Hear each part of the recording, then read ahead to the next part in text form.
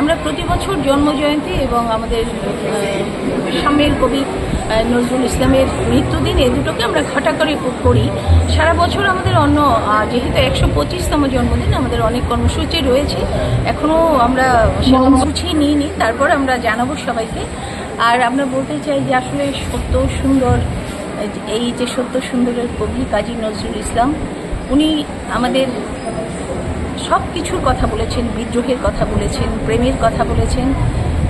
তাই আমাদের প্রতিদিনের চলার পথে আমাদের কবিকে চাই।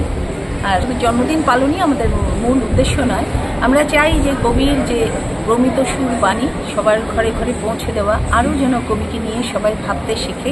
সেই জন্য আমাদের এই আয়োজন, এবং আমরা চাইব যে আপনারা সবাই অগ্নিনার সঙ্গে থাকবেন। আমাদের আরও কর্মসূচি রয়েছে।